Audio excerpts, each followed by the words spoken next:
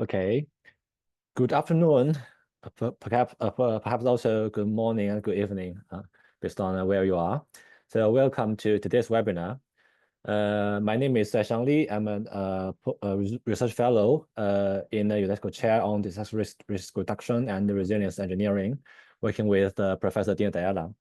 So today, we are very pleased to have Dr. Chao Fan from Clemson University to give us a webinar titled Engineering Human Behaviors with AI for a more resilient and a sustainable future, which is very interesting. So before we begin, I'd like to introduce our next webinars, both of which will take place in November. One is in early November, titled UNDRISC Hazard Information Profiles 2025 update, given by Professor Virginia Murray and Professor John Rees. And the other one will be given by Professor Sani Yang from Beijing Normal University and IRDR.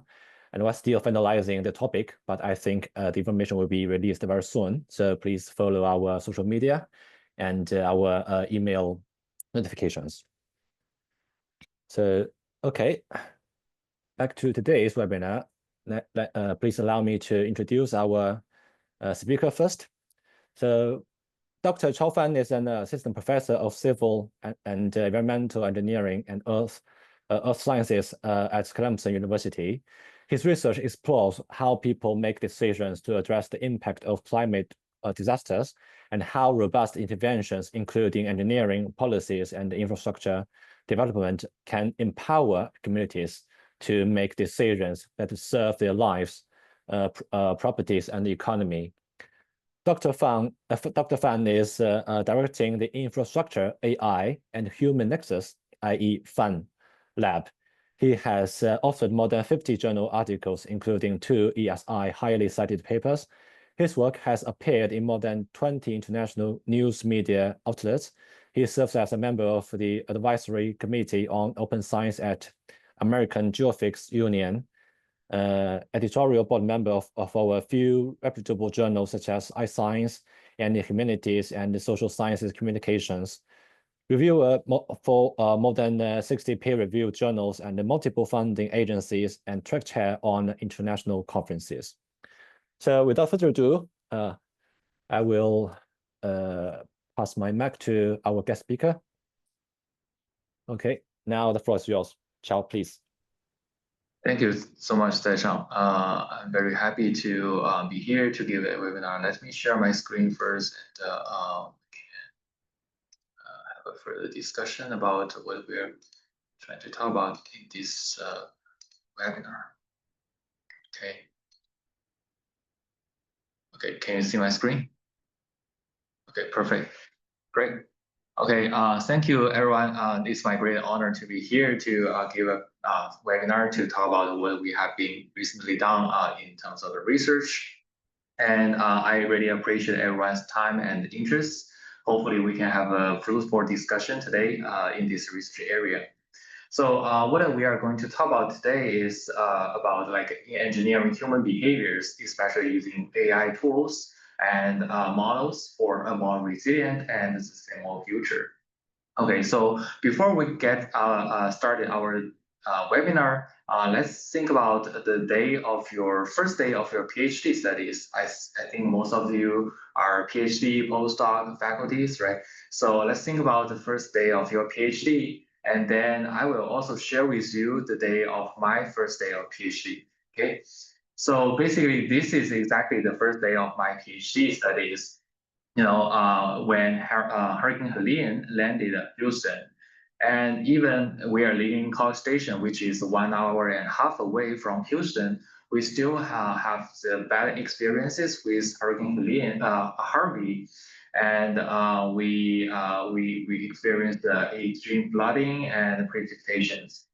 So this is a picture took during Hurricane Harvey in Houston, and we see extreme flooding and damages in the Houston downtown area. And basically, in terms of some kind of numbers, just want to share, more than 30,000 people are displaced, and also more than 17,000 people are rescued, and 107 people died during this event. And the direct economic cost is $125 billion in the 2017 US dollars. Okay, so that's what we observed in the past about our cities and also the disasters in the cities. And we see a lot of damages, a lot of losses, right? And engineers are doing our best to cope with disasters by designing the infrastructures, designing our cities better, right? So let's think about based on this past, let's think about the future, right? So what will our communities be like in the future? Okay. So basically, the United Nations published the Sustainable Development Goals, right? One of the goals is to make our cities and human settlements inclusive, safe, resilient, and sustainable, right? And also, disaster risk reduction is part of this mission or the goal, right? Basically, we are doing our best to build the cities more resilient, more sustainable. But maybe you also have a question: can we get there, right? So we are doing a lot of work engineering our building environment and communities. So can we get there, right? As a researcher, probably we play the role to design the pathways to get there, right? So as a researcher, as a person working in this area, we care more about how, right? How can we get there? Okay. So to design the pathways to build the future in the cities, we have to think about what really matters in the design of the pathways and design of the infrastructures. So there are a couple of things. I just want to list the two most important things, right? The first is in the integrated systems. Maybe 100 years ago, we only have people, have households, and land and agriculture, right? But now, when the new technologies happens, we have a lot of services. Transportation systems are very advanced and they are connected to the IoT technologies, right? So all these technologies and services make our system more complicated. So we are in the system of system settings. Everyone are dependent on each other. So we see how they are well connected to each other. These systems become more complicated, right? And also the another part is the skill effects, right? If we look at the left figure, we see when the population grows and the total road miles occupied by the populations also grows, but it cannot be grown unlimitedly, right? So certain amount of population, when the city become large enough, then more population growth will not introduce more infrastructure, but basically it will make the cities and the infrastructure more complicated because it occupied by a lot of people, right? So the densities increases actually. And also on the right-hand side of the figure, we see that, okay, the spatial heterogeneity also need to be considered, right? Basically, different locations have different characteristics, different disasters, and they are suffering different impacts of the disasters. So considering this heterogeneity is also very important. So those are the things that really matter in designing the better pathways for the future, okay? So what the research has been doing, when we extract the complex systems into conceptual work, we mainly pay attention to these three components: human behaviors, hazards, and infrastructures. And we are also looking at their interactions between each components. And so far, a lot of research, including social science, earth sciences, and engineering, have been doing a lot of work to looking at in these areas and from their own perspectives to develop models and research to address the challenges in these areas. And we also see that there are a lot of computational models, foundation models, or kind of digital models have been published and released in earth sciences and engineering, right? We can build kind of a bridge or building in the computational softwares. We can predict the climate using earth models, right?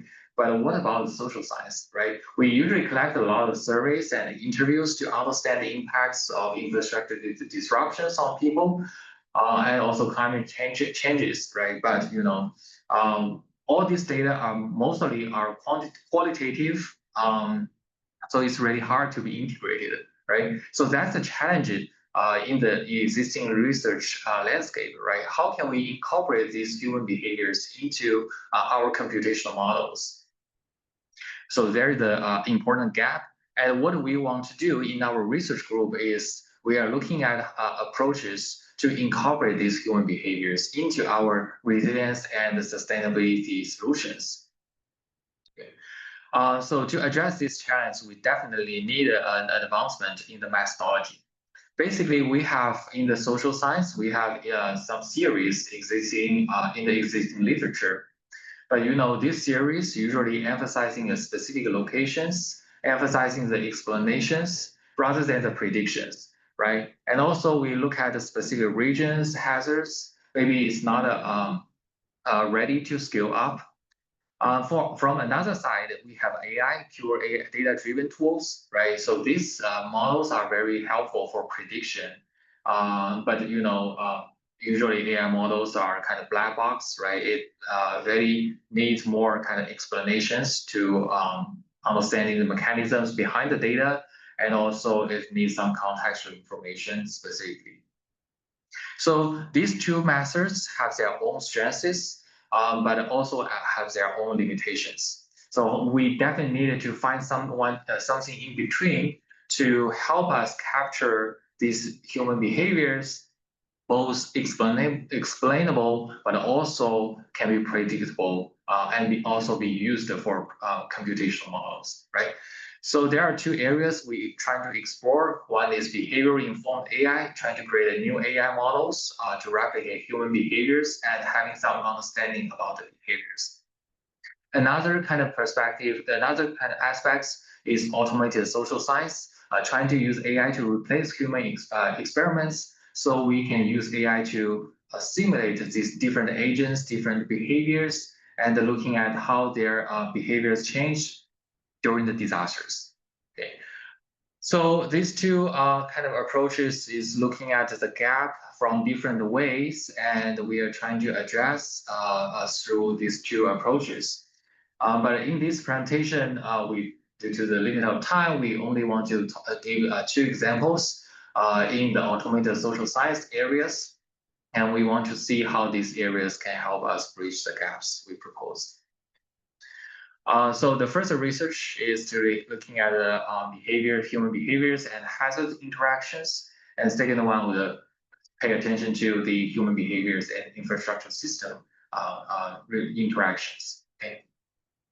So the first research I would like to share is called how legislations can increase the damages of wildfires over time. Okay. So what are legislations? There are a couple of legislations we have been developed and implemented in practices. So the first layer is we call it structural legislation, which kind of define a lot of structural tools like mechanical sealing, fuel management, and also emission control, trying to reduce the impacts and also the probability of the wildfires from the kind of structural physical approaches. So this provide kind of structural defenses to the wildfire risks to the population. And the other layer is disaster relief legislation, which provides some economic support to the people who are impacted by the disasters. For example, risk construction funding, post-disaster assistance. Right? So those are the programs provided by the government to serve as an economic defense.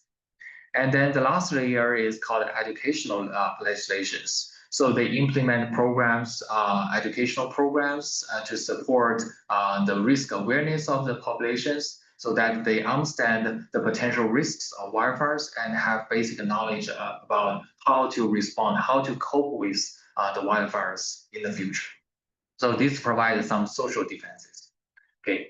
So the next question we are trying to ask is how effective are these legislations, right? So basically we look at the wildfires happening in the past and also the damaged areas.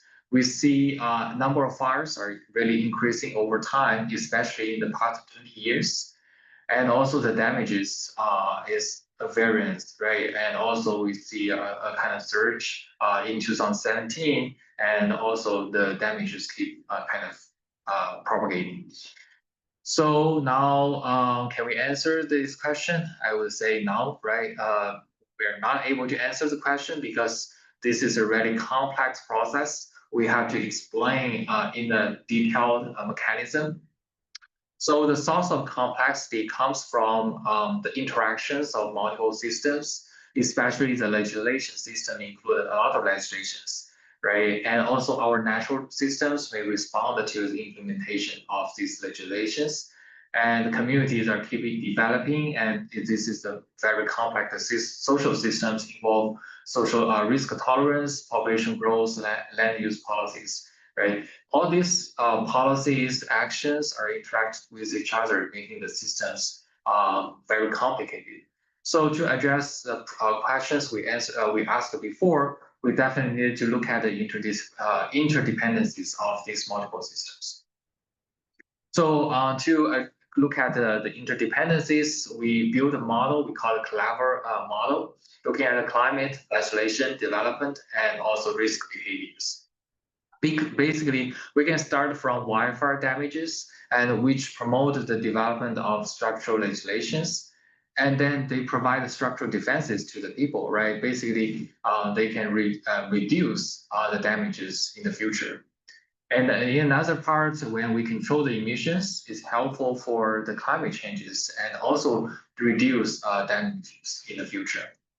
But on the other side, when damages happens, we as a government or a volunteer, a nonprofit organization, we provide a relief, right, to the people who are affected by the disasters, and further maybe increase the tolerance of the people, right? They think that they can get support after disasters, so the disaster may not introduce too much impacts, right? And also structural legislations may protect people also very well in terms of some kind of small disasters. Educational legislations can give the increase the risk tolerance, increase the risk perceptions, and reduce the risk of tolerance.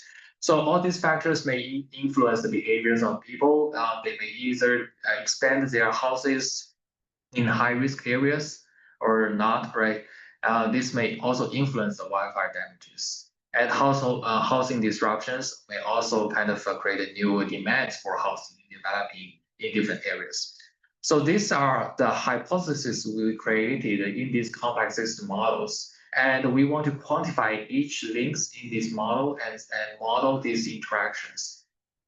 So let's look at the first part, which is the right side of these complex systems. So we build upon the policy series. We are looking at how these different factors may influence the tolerance of people for the disasters, right? So we incorporate the wildfire events, education legislations, number of new structural legislation and relief legislations. We incorporate all this into a kind of mathematical models and trying to predict how the risk tolerance change among the people. So, and then using this derived risk tolerance, we also want to incorporate this risk tolerance into a thoroughly automated model. So this model consider other factors when human making decisions about the locations of their houses, right? So accessibility, population, suitability, and neighborhood effects. All these factors included together in this model to predict the housing expansion of people in different locations in a region, and to characterize the community development based on these disaster information and the other options of the houses. So we basically take some residential maps from the past years and also the wildfire events, legislation, information, and trying to kind of fit the model and fine tune the parameters in this model, right? So we feed the residential map into in 2000 into the cellular model, and then also train the model using the wildfire damages, wildfire maps, and also the legislation information. And we created damage map in 2002 for the certain regions. and also compare it with the real damage maps in 2002. Using this, we can fine-tune the parameters in the risk tolerance models. And then we keep including more information in the future years, right, to generate damage map and compare with the real map. So we do these iterations for the past 20 years and fine-tune the parameters. And then we also use the entire kind of the responses of this model to fine-tune the serial model as well. So this is the process. We train the model and fine tune and get the parameters from this model. So this is about the kind of the human part, right? And also we have the natural system part.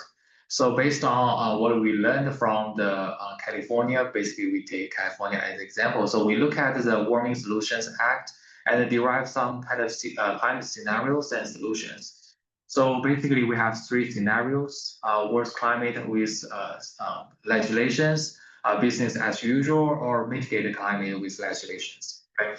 And using these pathways, we have the land use based strategies developed by the Department of Natural and Working Lands.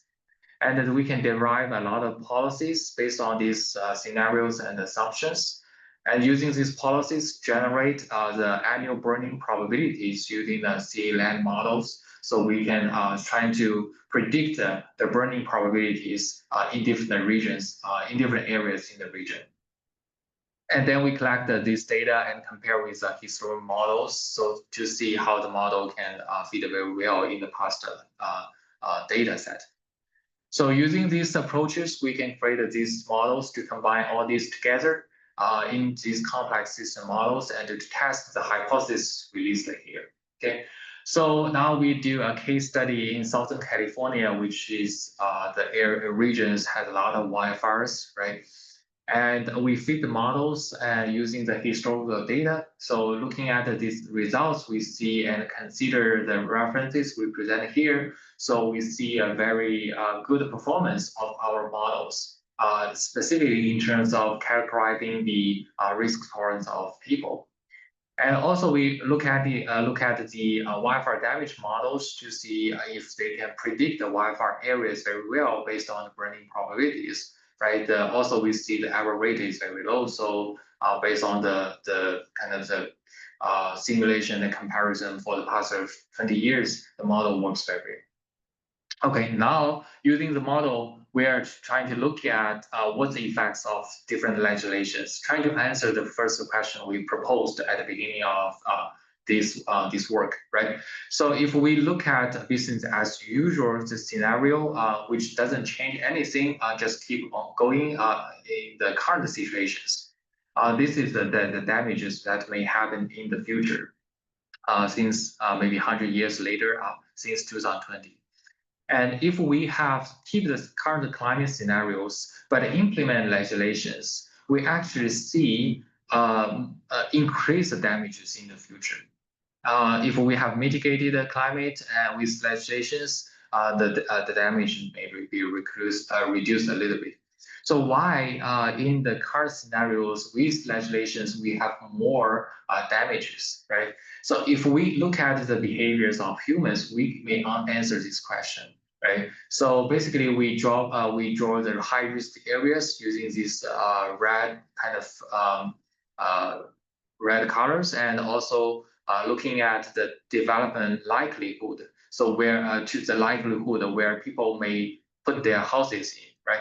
So in the scenarios with legislations, we see more people developing their houses in the high risk areas.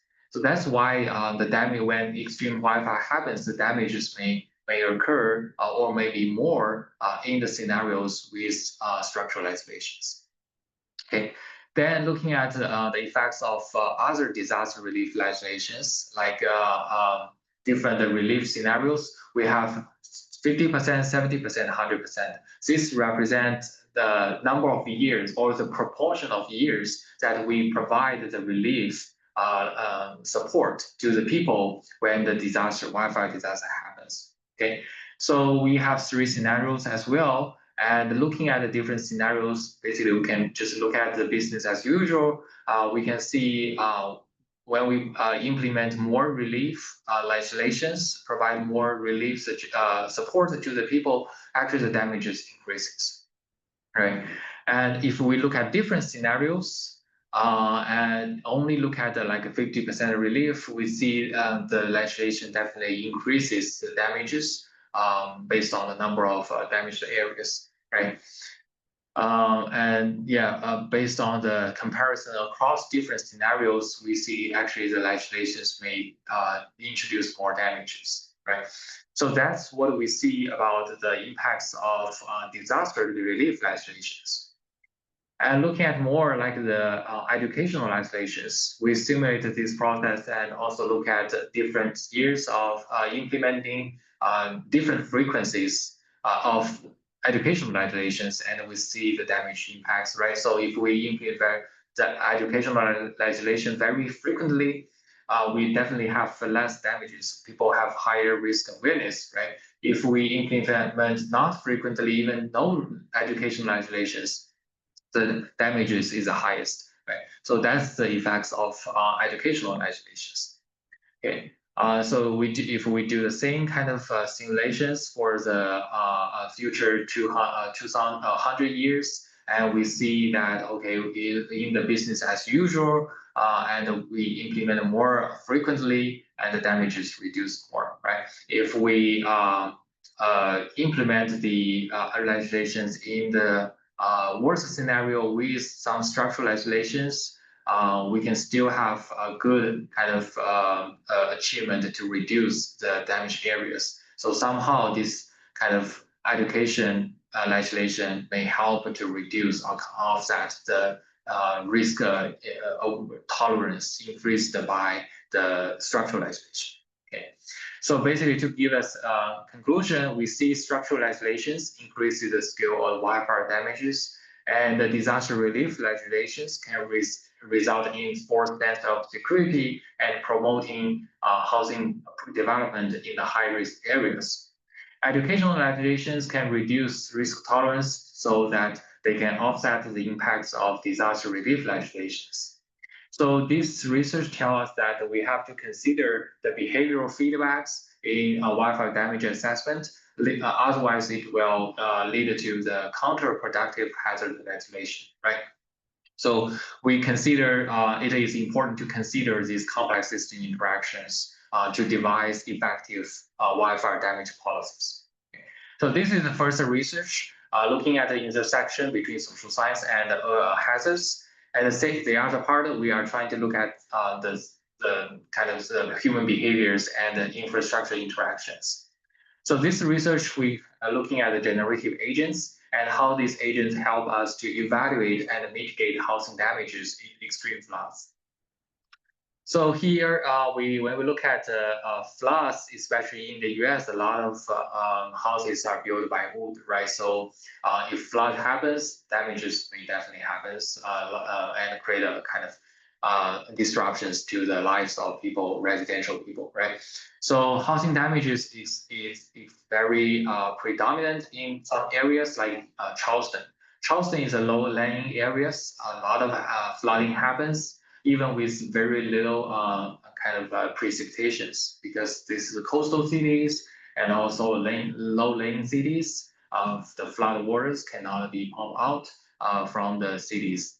So these kind of scenarios create a lot of damages in the past 40 years for Charleston areas, and also we see a definite increase in terms of the damaged houses in the Charleston areas.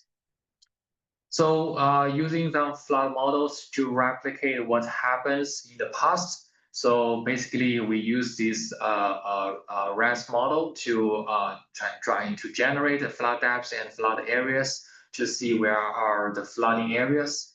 And then we use the houses obtained from some public sources like Zillow and US Army Corps of Engineer. They provided the location of the houses and elevation of the houses. So we know when the disaster happens, which houses may be flooded, maybe underwater, right? So that's what we can use to estimate the housing damages. Okay, so looking at the damages in the past 40 years, we categorize the damages into kind of three categories within flooded areas, but not damaged because the housing elevations are higher than the depth of the flooding. Flooded and damaged areas, and also not in the flooded areas. These are three categories. And we see in the past 40 years, definitely the proportion of the houses that are damaged increased a lot. And also the number of houses that are damaged increased a lot, right? So that's what we observed in the past 40 years. And also we try to see if we have the same extreme the flood rainfall intensity using the 2015 data and trying to look at the flood situation in the past, what is going to see, right? So here we look at the three categories of the risk assessment areas provided by the government officials, and also looking at the number of damaged houses, proportion of damaged houses. We see actually in the low risk areas, the damages really increased, especially the number of damaged houses increased a lot, right? But in the high risk areas, we see actually a decreases, and moderate risk areas as well, a decreases in terms of the housing damages, both population, the percentages, and also the number of damaged houses. Okay, so we're trying to see why this happens, right? Basically, when we look at a high level, right, look at the damages of houses and the causes, there are a couple of reasons. Climate, the environment, like the precipitations, right, and urbanizations is one factor, and also the mitigation strategies, especially how people make decisions, right? So when we look at the household level mitigation, especially the house's elevation, we have this data for the past 40 years. And we see, especially if we look at the house kind of the elevations for the high risk areas, into 1981, there is no houses in the high risk area have a high elevation, right? But in 2018, almost half of these houses in the high risk areas elevated their houses, right? In the moderate risk areas, also we observe these increases of the elevations of the houses. But in the low risk areas, the percentages changed a little bit, right? So from 3% to 16%. So this is the kind of the decisions by the household, and one of the reasons that lead to the increased housing damages in the low risk areas. Okay, so the next question we want to ask is how people make these decisions, right? How people decide the elevations of the houses and trying to take mitigation actions for their houses. Still, this is a complex decision-making process. People need to consider the budget, right? And need to consider risks in their neighbors, and also the risk assessment official documents from the government, right? All these factors may influences their decision making. But to characterize this decision making has a data challenge. Basically, if we want to do looking at how people make decisions in the past 40 years, it's really hard to do the retrospective surveys to understand at that time, at that point, how people make these decisions, right? And also, if we do a large-scale regions, then it might have some kind of sampling issues. Also, we don't know if the past knowledge, the knowledge from the past data, historical data, right, can be generated to the future, right? Especially to predict the future. So those are the challenges in terms of data. What we can do, right? So what we propose is here is GPT, the generative agents, generative pre-trained transformer, which is trained on large human data, and we are able to use this knowledge to help us interpret the human behaviors. So basically, we can specify the names, the personality, the goals, the constraints of people using this agent. Also, we can have multiple agents, right? They have different roles, different perspectives, and we can use to generate their behaviors, right? They can have a conversations between each other. They can debate. They can negotiate with each other, right? And finally, they can end up kind of a conclusion about the decisions of their houses. So based on this kind of idea, we kind of create methods, a pipeline, a framework to generate these, to create these generative agents and generate the decision-making kind of mechanisms. So we have a scenario setting, right? Trying to set a scenario about household decision-making on the elevation. And then we have a model to describe the mechanisms of the final decisions. And we set the experiments by defining the roles, names, the goals, and the constraints of different agents, different people, right? And then we run the simulations to simulate their conversations to making the decisions, right? I run experiments with different versions and different variances and collect the data. This represents this kind of human-generated data, right? Human behavior data, okay?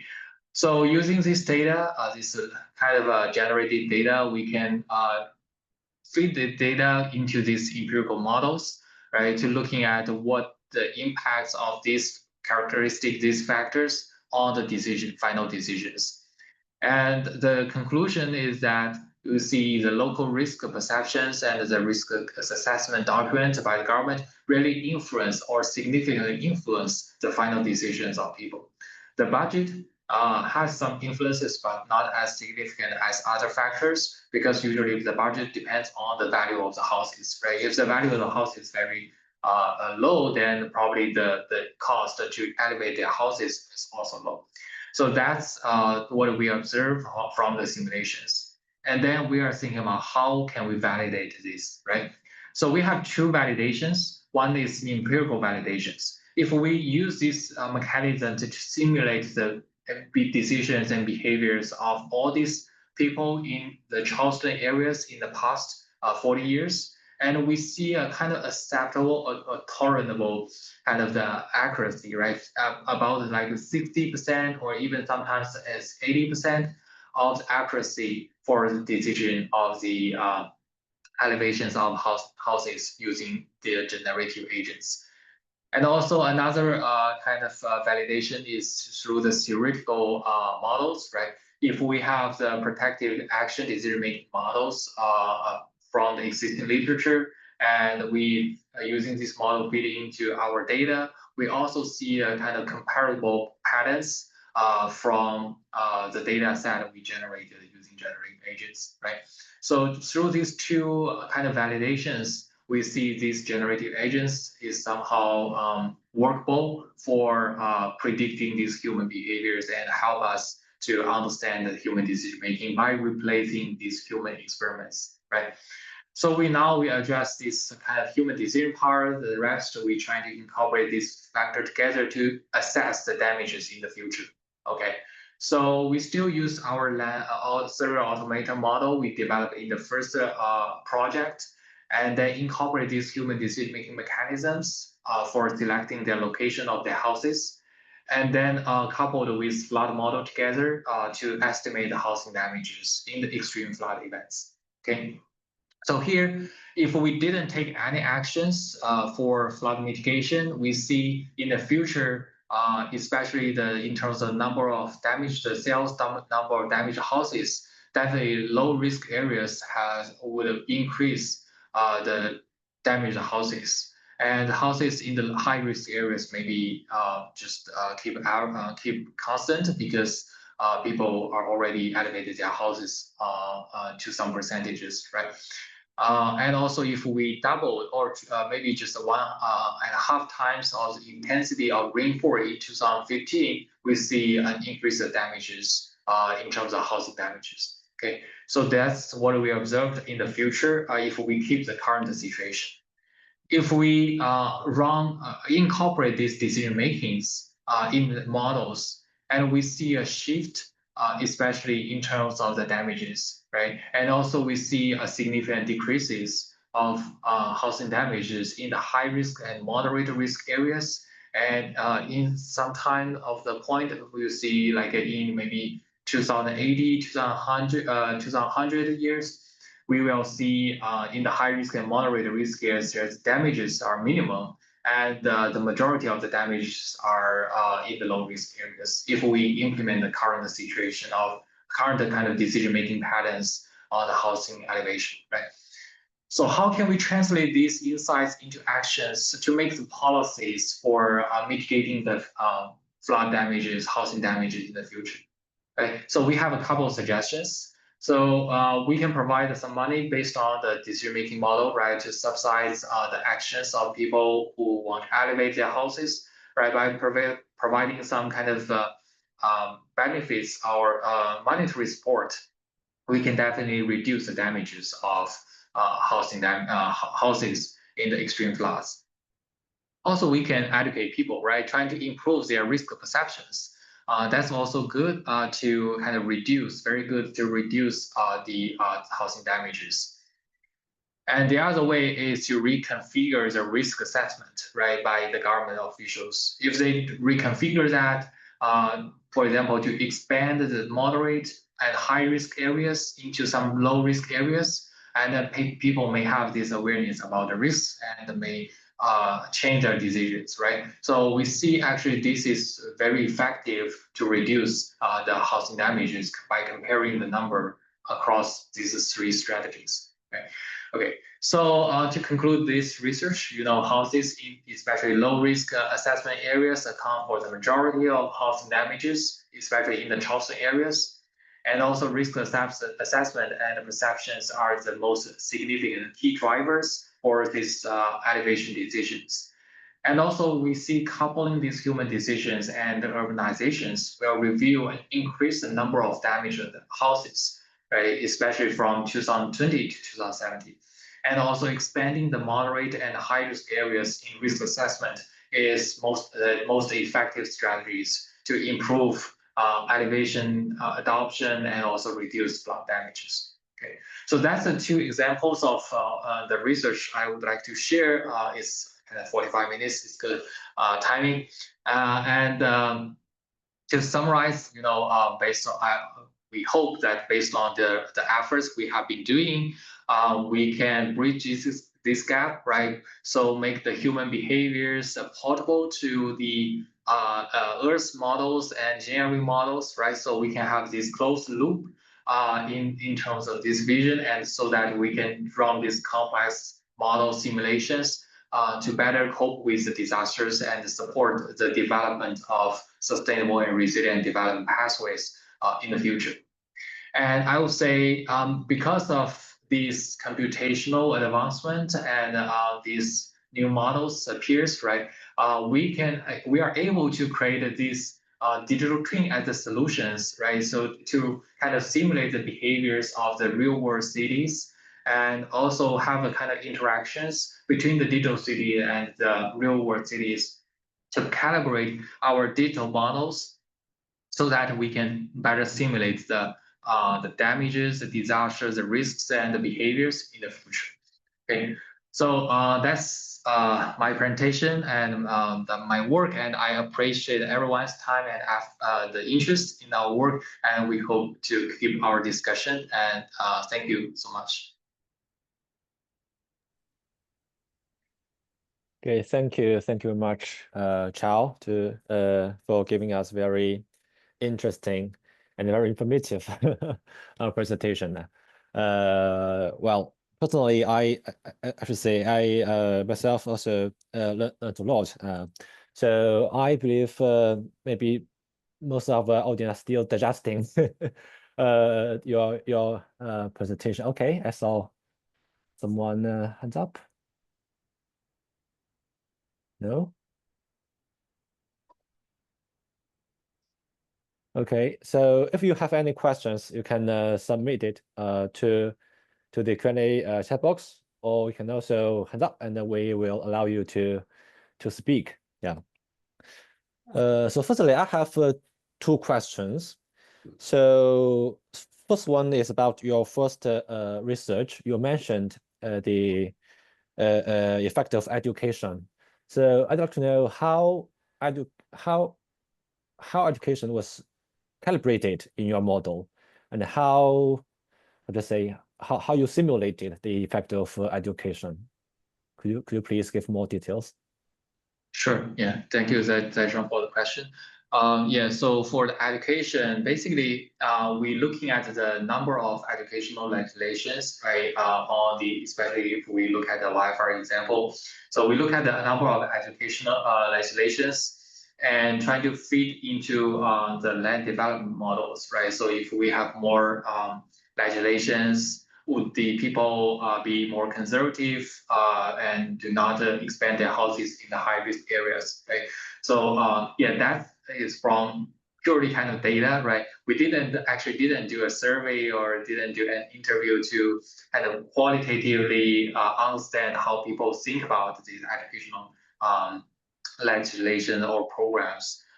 We purely from the data. So yeah, that's what we did in our model. Because this quantitative kind of relationship is more helpful to build the computational models. Okay, got it. Thank you. And my another question is well about your generative agent, which is very interesting. So you said you use the GPT acting as kind of a person or agent to interact with each other. My question is, how did you set the context of 40 years ago to those agents? Yeah, that's a very good question. So in our research, we definitely looking at the policies and also, yeah, we have a lot of characteristics about agents. For example, the location, where are these agents, right? And their social demographic factors, and also the policy context. Do they have the kind of risk assessment data? Do they have the flooding histories, right? All these are localized to each agents.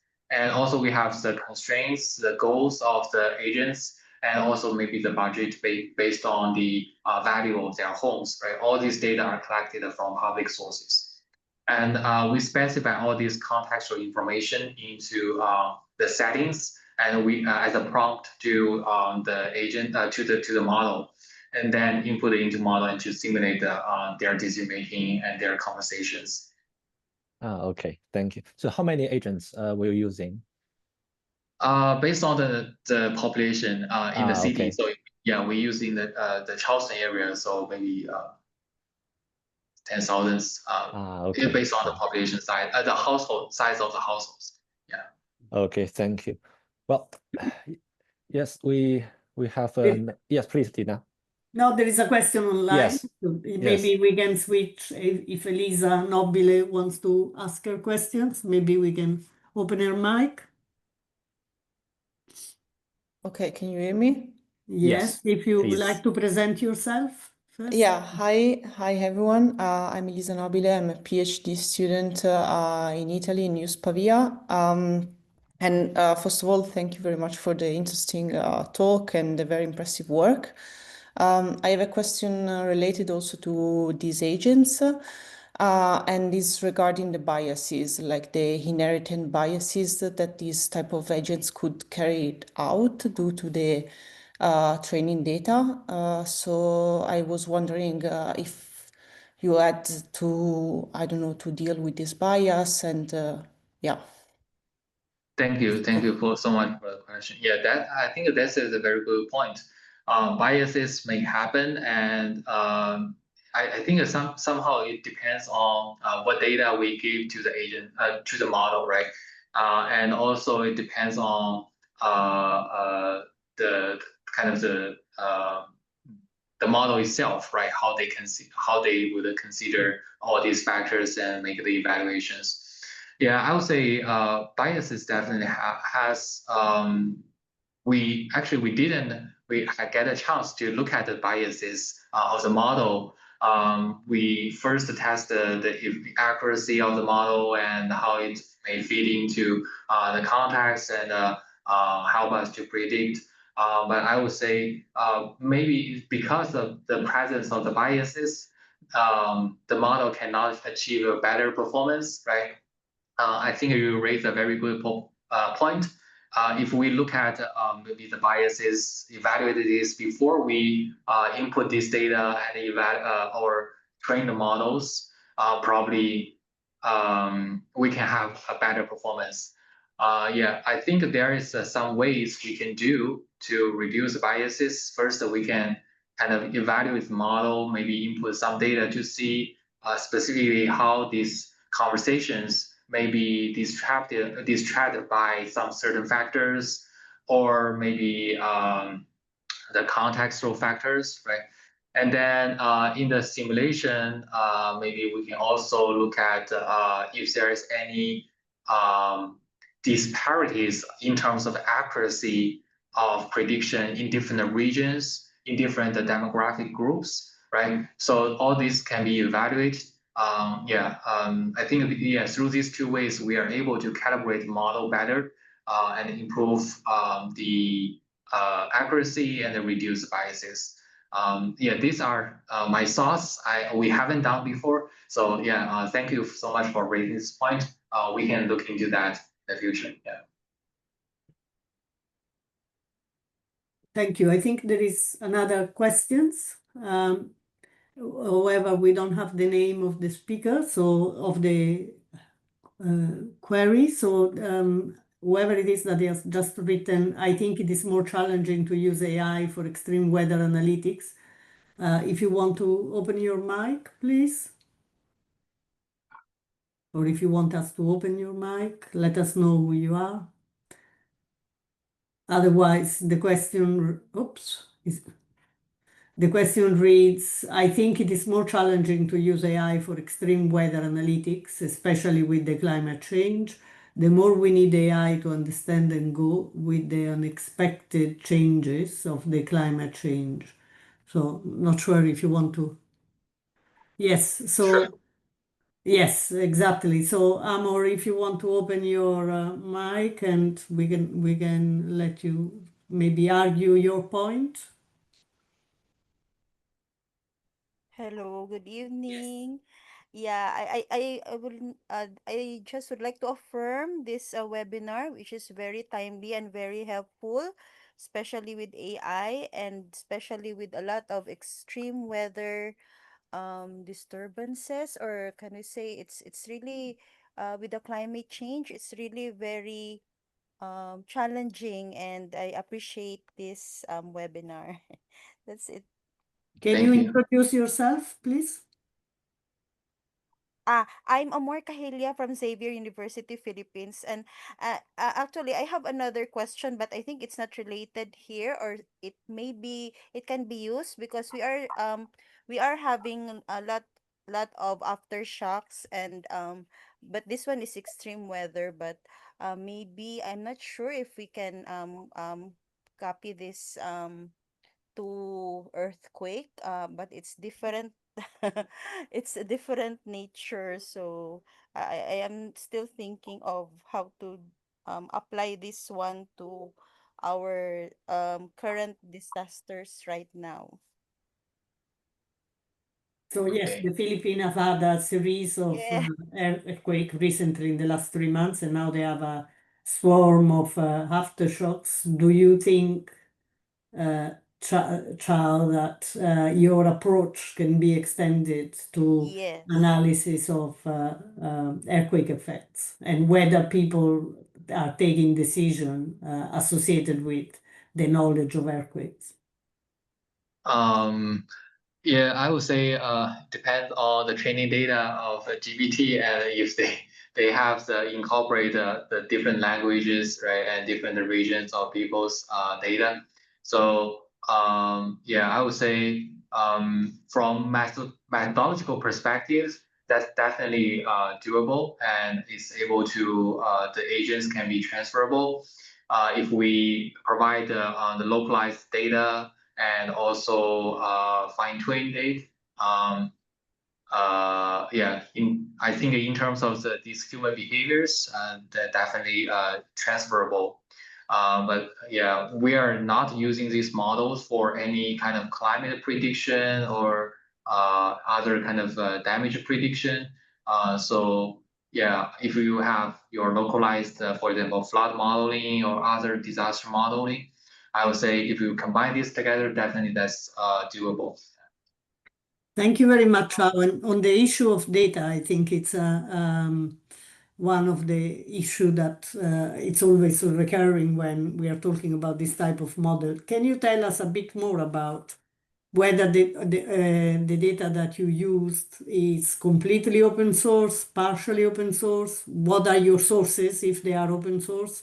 Also to understand what are the pressure in other part of the world to create similar data sets. Thank you. Sure. Thank you so much for the question. Yeah, so for this research, all the data are actually publicly available.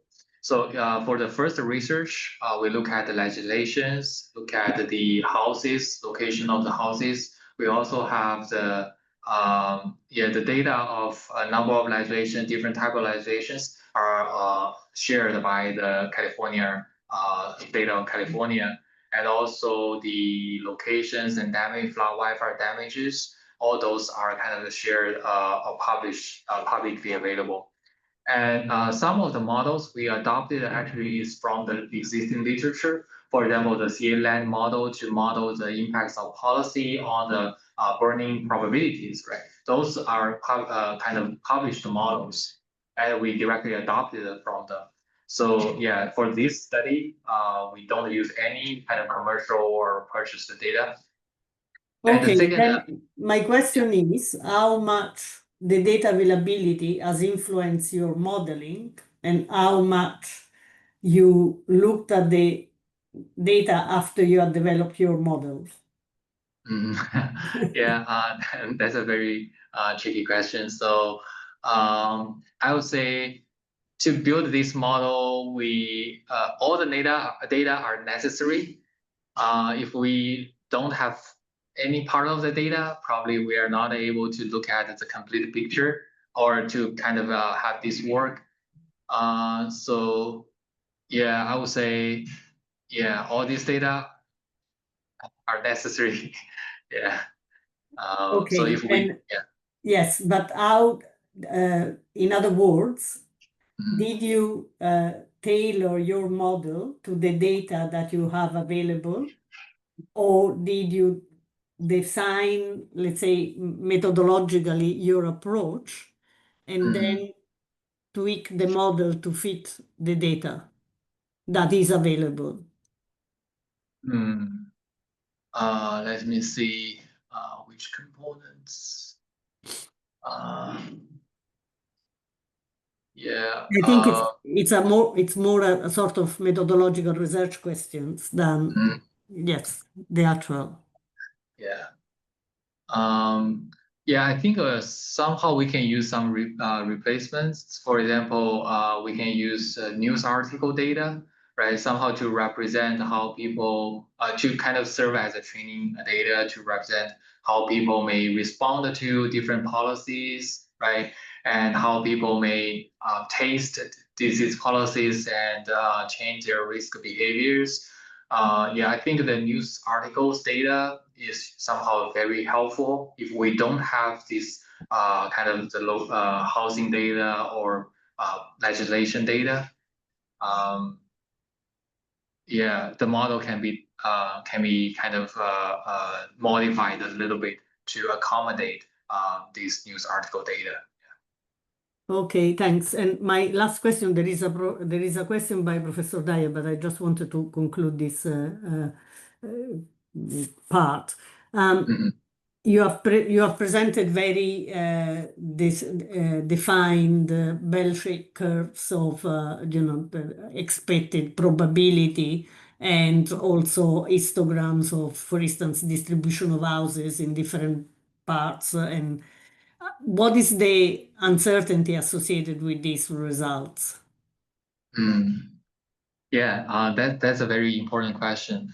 So I would say from the we can look at the generative model and looking at the outputs. I would say what do we find from the model itself is that if we give certain characteristics of the household and provide all these contextual information to the model as a prompts, usually the outcome about the decisions of these agents are kind of consistent.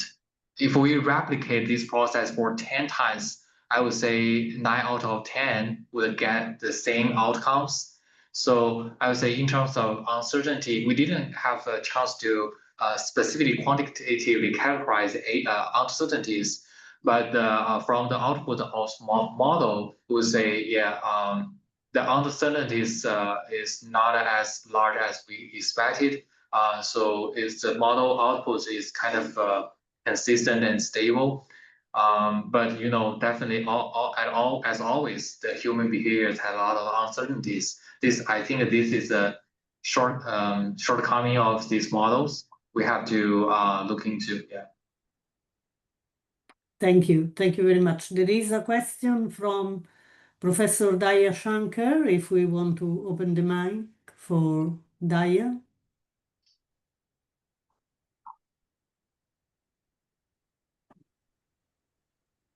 Yes, the mic is open. Professor, yes, if you want to introduce yourself, please, and then you can ask your question. Okay. I myself, Professor Daya Shankar, professor in Department of Earthquake Engineering, Indian Institute of Technology, Roorkee, India. I first congratulate you for the very interesting and comprehensive presentation for the risk reduction. I just wanted to know, could you use the actual data, inventory data of the household in the study area instead of the simulated one? Would it be possible in this model? Yeah, thank you for the question. Yes, I would say definitely if we have fine-grained household data from, for example, surveys or interviews collected from the kind of local residents, I would say that would be the perfect data set for us to simulate the behaviors, validate the models, and also make some predictions. Yes. So simulated and inventory data, the result in the comparable stage. Sorry, could you repeat the question? You have verified your simulated data with the inventory data. If there is some comparative study.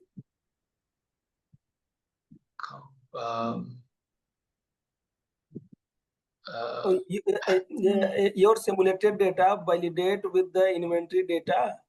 No, I don't think they have validated with actual data. Thank you for very nice presentation. That's sorry, I didn't get the point. Okay. I think he's asking if you have done any validation with any inventory actual data. Oh yeah. For the generative agents model, in the flooding case, we have the historical housing elevation data. So we validated, we compare, we try to use these generate agents to generate housing elevation decisions and map to the houses in the Charleston area and compare with individual house elevations. So we use that to validate the model, and you see in the slides we have like a 60 to 80% of accuracy in the past 40 years. Yeah. Okay. Thank you. Thank you, Professor. Thank you. Can I have a question? So when you are training these agents or defining the attributes or the heuristics of the agents, do you also consider the social vulnerability aspects? Like, are the decisions attributed differently for different vulnerability classes of the population? Yeah. So I would say the settings, for example, the information we input into these models, especially the categories of the information into these models are the same for different population groups. For example, their the goals, their constraints, their personalities, or their kind of roles. I would say, for example, the demographics, those are part of the social economic attributes, right? Those are part of the vulnerability, are included in the model as an input. So yeah, so those attributes are included, and also where these agents are, and how do they have historical flooding, right? All this information are input into these models. So I would say we don't explicitly say vulnerability, but the dimensions of vulnerability and the data for these dimensions are included in the Already input. Okay, Yeah. thank you. And one other question is, you mentioned about the flood damage that you have gathered from the area. So this is how have you assessed the damage? Yes. So if we look at this, let me basically what we see here is we use a model to simulate the flood depths and areas. We have these models, RAS models, to simulate the flood depths and areas. So we see which area are flooded based on different maps, and then we look at the house locations and their elevations. Mm-hmm. So if the flood depths is lower than elevation, so we say the houses are not damaged by flooding. So these are how we derive these three categories. Okay, so it's purely based on the elevation, whether Right. Okay, it's exposed or not. Right. Okay, thank you. And sorry, Charles, but on a 100 by 100 meter cell, there will be several houses. So do you do an average aggregation? Right. So yeah, that's a very good point. So there are multiple houses, right? So for the elevation, we look at to simplify the model, we look at the highest elevations of the houses in this area. So it can represent the elevations of the houses. Yeah, that's kind of a simplification of the model. And we see we also compare with other methods, and when we trying to use these to predict the damages, it works good. So we just use these to simplify the modeling process, because if we use finer grade cells, probably the computational cost will be super high. So okay, but the 100 by 100 meter cell, it's your choice of refinement of the model rather than the data as it's aggregated at 100 by 100. right. So you actually have the coordinate elevation for each single house from the US records. Yes, exactly. Okay, which of course is not available in many other parts of the world. So that already put it might create a problem of transferability, but yes, that's very interesting. Thank you very much. I don't know if there are other questions.